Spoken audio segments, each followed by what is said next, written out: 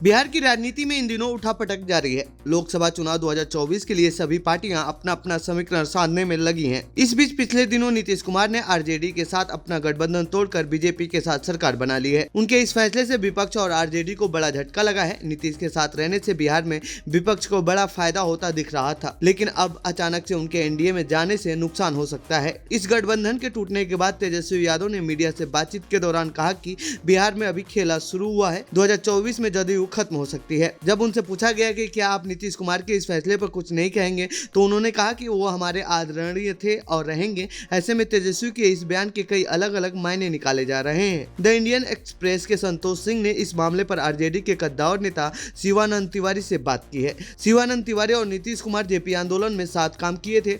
यही नहीं, जब समता पार्टी की गठन हुई थी उसमें भी शिवानंद तिवारी साथ थे। तो आइए इस रिपोर्ट में जानते हैं उन्होंने क्या कुछ कहा है। सवाल नंबर 1, राज्य में हालिया बदलाव को लेकर क्या सोचते हैं? इस पर शिवानंद तिवारी ने कहा कि मैं क्या कहूँ, मैं कल्पना नहीं कर सकता।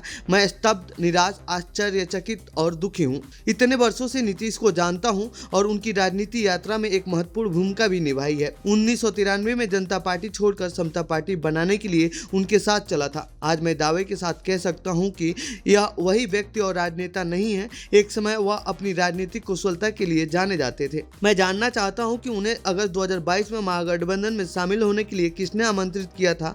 मैं इस बात का भी गवाह हूं कि 2022 में हमारे पास लौटने के बाद उन्होंने 2017 में बीजेपी में शामिल होने के लिए पूर्व सीएम राबड़ी देवी से हाथ जोड़कर माफी मांगी थी। उस समय मुझे यह विश्वास दिलाया गया था कि वह अब वहीं रुकेंगे और मंडल राजनीति को एक सही दिशा देंगे, जिसका हम सभी ने इतने वर्षों तक समर्थन किया है।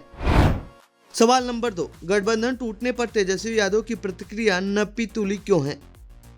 शिवानंद तिवारी ने इस पर जवाब देते हुए कहा कि तेजस्वी एक बहुत ही परिपक्व नेता के रूप में विकसित हुए हैं और मुझे उनमें काफ़ी संभावनाएं नजर आती हैं। हालांकि उन्होंने अपने पिता लालू प्रसाद के सामाजिक न्याय से काफ़ी प्रेरणा ली है, लेकिन उन्होंने इसमें विकास की राजनीति को बहुत चतुराई से बुना है। उन्होंने 2020 के विधानसभा चुनाव के दौरान इसका सफल प्रयोग भी किया था। तब राजद ने चुनावी रैलियों से 10 लाख नौकरी के वादा किया था और सत्ता के करीब पहुंची थी।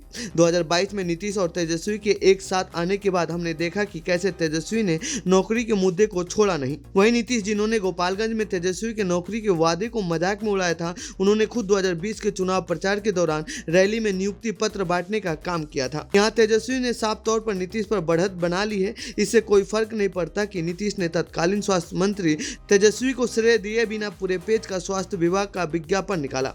हर कोई जानता है कि तेजस्वी ने डिप्टी सीएम के रूप में अपने 17 महीने के संक्षिप्त कार्यकाल में बहुत अच्छा प्रदर्शन किया है। सवाल नंबर 3, नीतीश के बिना कहां खड़े हैं महागठबंधन और इंडिया ब्लॉक? इसके जवाब में तिवारी ने कहा कि राजनीतिक गणित सुनिश्चित रूप से गड़बड़ा गया है। नीतीश के हमारे साथ होने से हमें स्पष्ट लाभ मिल रहा था, लेकिन अब यह महागठबंधन और इंडिया ब्लॉक के लिए बहुत कठिन है। अगर हम 2019 के चुनाव नतीजों को याद करें तो एनडीए और महागठबंधन के बीच भारी अंतर था। अब लेफ्ट और कांग्रेस के साथ राजद को काफी कुछ कवर करना है। हमें मैदान में रहना है, हमें गति बरकरार रखनी होगी और अपनी A to Z यानी सर्व समुदाय वाली राजनीति के इर्द गिर्द काम करना होगा। सवाल नंबर 4, खेल अभी बाकी है, तेजस्वी की इस टिप्पणी का क्या मतलब है?